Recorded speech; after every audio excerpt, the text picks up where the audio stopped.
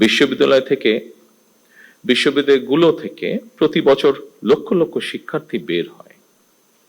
উচ্চশিক্ষা নিয়েও অনেকে বেকার থাকেন, অর্থাৎ বেকারত্বের সংখ্যা আমরা যদি একটু দেখি উচ্চশিক্ষিতদের মধ্যেই মনে হয় বেশি। এর কারণ সম্পর্কে নানা মতামত রয়েছে, তবে মনে হয় একটি ব্যাপারে কম বেশি সকলেই একমত। একাডেমিক শিক্ষা অর্জনের পাশাপাশি দক্ষতা অর্জন করতে না পারাই মনে হয় শিক্ষিতদের মধ্যে বেকারের হার বেশি হওয়ার কারণ, খুব সম্ভবত। এবং সেজন্যই বর্তমান সরকার মনে করে প্রাথমিক সিলেবাস থেকে শুরু করে উচ্চতর পর্যায় পর্যন্ত আমাদের শিক্ষা কারিকুলামগুলো একটু নতুন ভাবে সাজানো বোধহয় এখন সময়ের দাবি। নৈতিক মূল্যবোধ সম্পন্ন কর্মসূচি শিক্ষা ছাড়া বেকারত্ব নিরসন মনে হয় খুব সম্ভবত সম্ভব হবে না।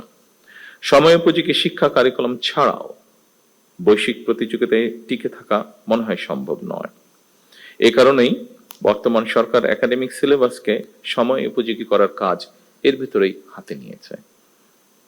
সম্মানিত নির্মাণে নাম্বার 1 শাহ সিমেন্ট, শিক্ষকবৃন্দ, সম্মানিত গবেষকবৃন্দ, বিশেষ করে উচ্চশিক্ষা ব্যবস্থাকে সময়োপযোগী করতে বর্তমান সরকার অ্যাপ্রেন্টিসশিপ, ইন্টার্নশিপ এবং ইন্ডাস্ট্রি একাডেমি এটা সহযোগিতা বাড়ানোর জন্য চেষ্টা বা উদ্যোগ গ্রহণ করছে।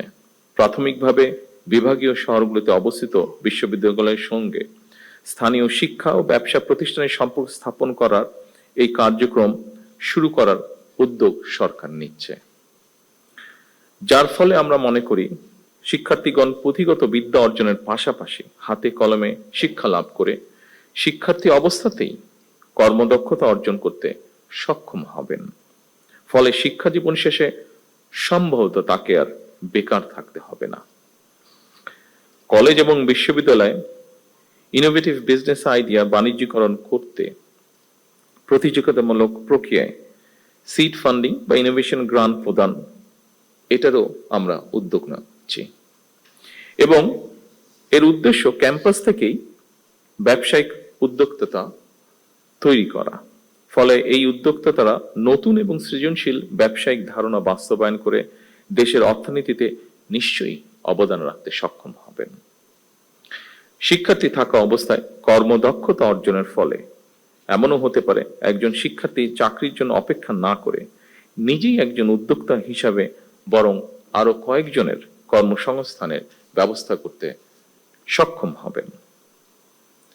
এইসব উদ্যোগ ছাড়াও সরকার উচ্চ শিক্ষা প্রতিষ্ঠানগুলোতে উদ্ভাবন এবং উদ্যোক্তা উন্নয়ন ইনস্টিটিউট, সায়েন্স পার্ক প্রতিষ্ঠার পরিকল্পনা করছে। দেশি বিদেশি প্রতিষ্ঠানের সাথে অংশীদারিত্বের ভিত্তিতে বিশ্ববিদ্যালয়গুলোতে বিজ্ঞান মেলা, innovation fair, product sourcing fair সহ এ ধরনের শিক্ষা ও দক্ষতা বিষয়ক আয়োজনকে উৎসাহিত করার পরিকল্পনা আমরা নিয়েছি। শুধু উচ্চশিক্ষার ক্ষেত্রেই নয়, স্কুল পর্যায় থেকেই সরকার শিক্ষা কারিকুলামে কারিগরি এবং ব্যবহারিক শিক্ষা বাধ্যতামূলক করার পরিকল্পনা গ্রহণ করেছে।